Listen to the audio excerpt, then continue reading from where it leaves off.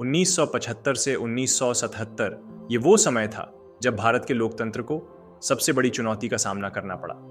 आपातकाल एक ऐसा काला अध्याय जिसने देश के हर नागरिक को झकझोर कर रख दिया। लेकिन ये सब कैसे शुरू हुआ और उस दौर में आखिर क्या हुआ, आज हम आपको बताएंगे। भारत के सबसे बड़े सस्पेंस की कहानी। ये कहानी शुरू होती है 12 जून 1975 से, जब इलाहाबाद हाई कोर्ट ने प्रधानमंत्री इंदिरा गांधी को चुनाव में धांधली का दोषी करार दिया। कोर्ट ने उनका चुनाव रद्द कर दिया और अगले 6 साल तक चुनाव लड़ने पर रोक लगा दी। यह फैसला जैसे राजनीतिक भूकंप था। विपक्ष ने इंदिरा गांधी से इस्तीफे की मांग की। देश भर में प्रदर्शन शुरू हो गए। जयप्रकाश नारायण, जिन्हें जेपी कहा जाता था, इस आंदोलन का नेतृत्व कर रहे थे। उन्होंने नारा दिया, सिंहासन खाली करो कि जनता आती है। लेकिन इंदिरा गांधी ने कुछ और ही सोच रखा था। देश में हालात लगातार बिगड़ती जा रही थीं। विपक्षी पार्टियां सड़कों पर उतर आई थीं और इंदिरा गांधी को अपनी सत्ता खतरे में नजर आ रही थी। तभी उन्होंने एक ऐसा फैसला लिया जिसने पूरे देश को हिलाकर रख दिया। 25 जून 1975 की आधी रात प्रधानमंत्री इंदिरा गांधी ने आपातकाल की घोषणा कर दी। राष्ट्रपति फखरुद्दीन अली अहमद ने इस पर तुरंत हस्ताक्षर कर दिए और इसी के साथ भारतीय संविधान के अनुच्छेद 352 के तहत देश में आपातकाल लागू हो गया। सुबह होते ही लोगों को समझ आया कि देश अब लोकतंत्र नहीं बल्कि एक तानाशाही शासन में बदल गया है। हर तरफ डर और सन्नाटा था। लेकिन ये आपातकाल क्यों लगाया गया?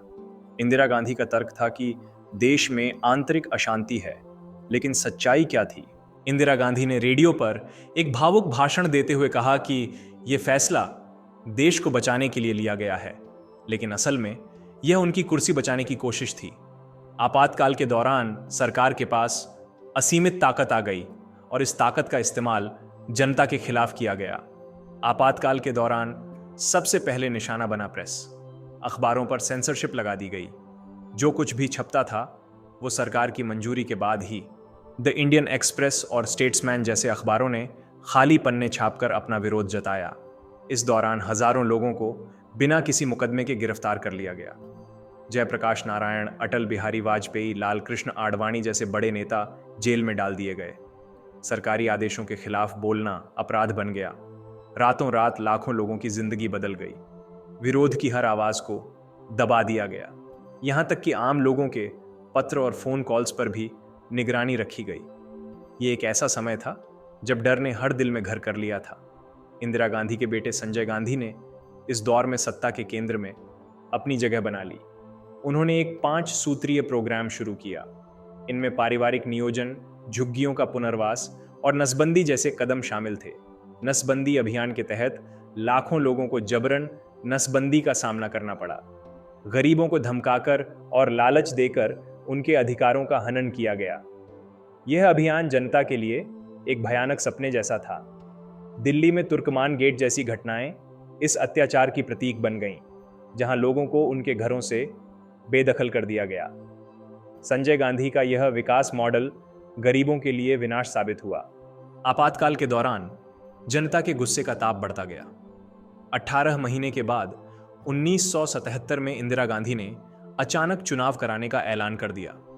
लेकिन उन्हें नहीं पता था कि जनता का मूड क्या है। चुनाव में जनता पार्टी ने प्रचंड जीत हासिल की और इंदिरा गांधी और कांग्रेस की हार हुई। पहली बार देश में गैर कांग्रेसी सरकार बनी। ये लोकतंत्र की जीत थी। मोरारजी देसाई देश के पहले गैर कांग्रेसी प्रधानमंत्री बने। इस जीत ने साबित किया कि जनता के अधिकारों को दबाया नहीं जा सकता। आपातकाल ने हमें सिखाया कि लोकतंत्र की ताकत जनता के हाथों में होती है। ये एक ऐसा समय था जब पूरे देश ने अपनी आज़ादी की कीमत को पहचाना। तो दोस्तों, ये थी भारत के इतिहास का सबसे बड़ा सस्पेंस। अगर आपको ये वीडियो पसंद आया हो तो इसे लाइक करें, अपने दोस्तों के साथ शेयर करें और हमारे चैनल को सब्सक्राइब करना ना भूलें। अगली बार एक और अनकही कहानी के साथ मिलते हैं। जय हिंद।